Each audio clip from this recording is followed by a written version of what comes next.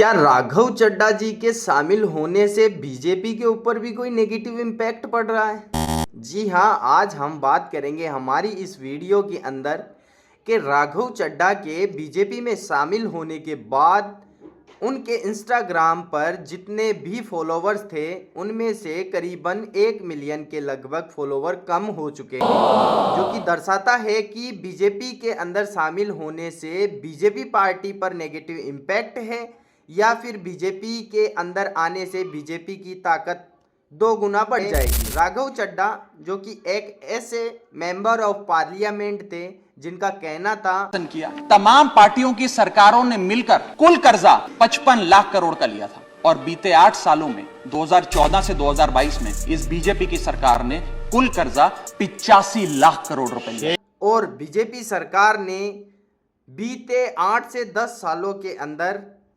85 लाख करोड़ का कर्जा ले लिया। उनका कहना था कि यह सरकार मुफ्त में रेवड़ियां भी नहीं बांटती है, फिर भी इतना कर्जा क्यों?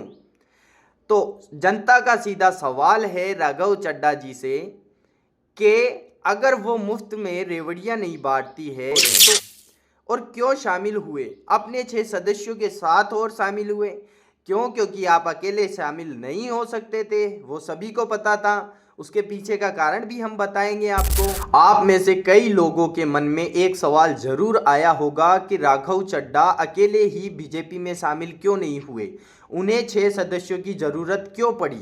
इसके पीछे का कारण मैं आज आपको सरल भाषा में समझाता हूँ, जिसके अंदर हमारे संविधान के अंदर 10वीं अनुसूची के अंदर बताया गया है दल बदल की राजनीति के बारे में, जो कि राजीव गांधी की सरकार के टाइम पर इसके अंदर संविधान संशोधन किया गया था। उस टाइम पर इसको जोड़ा गया था और उसके अंदर बताया जाता है कि किसी भी सरकार का 2/3 बहुमत या 2/3 सदस्य किसी दूसरी पार्टी में जाते हैं तो वो एक तरीके से सही माना जाएगा, और अगर किसी भी पार्टी के 2/3 सदस्य से कम सदस्य अगर किसी पार्टी में जाते हैं तो वो एक तरीके से गलत समझा जाएगा, उनकी सदस्यता रद्द की जा सकती है। यही कारण था कि 10 सदस्यों में से 7 सदस्यों के साथ राघव चड्ढा बीजेपी को ज्वाइन करते हैं और इसी से उनकी सदस्यता रद्द नहीं की जाएगी। अगर राघव चड्ढा जी पहले अकेले अगर बीजेपी में ज्वाइन हो जाते तो उनकी सदस्यता रद्द की जा सकती थी। ये एक कॉन्सेप्ट हो गया।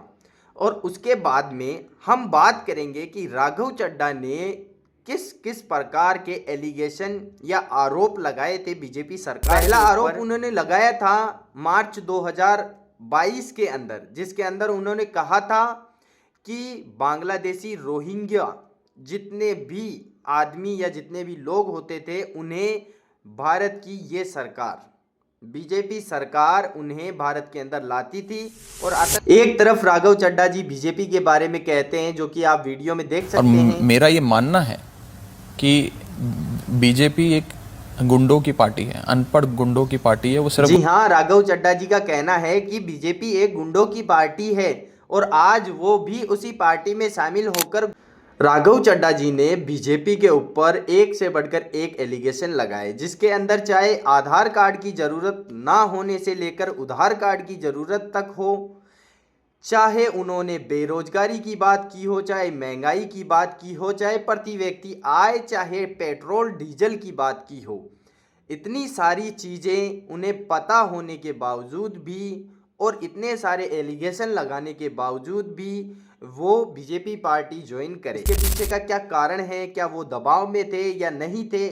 आप कमेंट में ज़रूर बताएं। और एक चीज़ और जो कि बहुत ही कम लोग बता रहे हैं, जिसके अंदर मैं आपको बता दूं कि राघव चड्ढा जो कि बीजेपी के अंदर शामिल हुए हैं अपने 6 सदस्यों के साथ, क्या इन्हें आने वाले अगले कई सालों में या अन फ्यूचर इन्हें कभी बीजेपी के अंदर टॉप लीडरशिप की जगह मिल सकती है? आपकी क्या राय है? कमेंट में ज़रूर बताएं।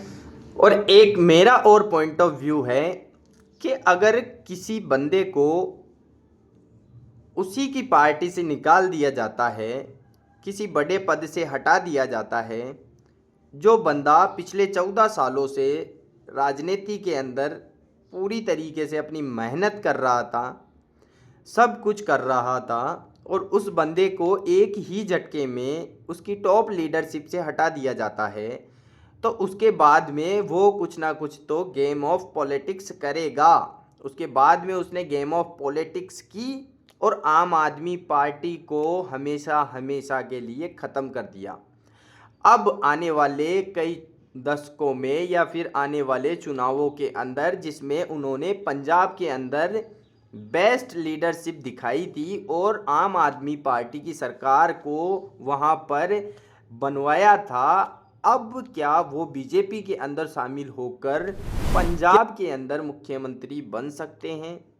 आपकी क्या राय है, कमेंट में ज़रूर बताएं, और इस वीडियो को ज़्यादा से ज़्यादा शेयर करें और हमारे चैनल को लाइक एंड सब्सक्राइब एंड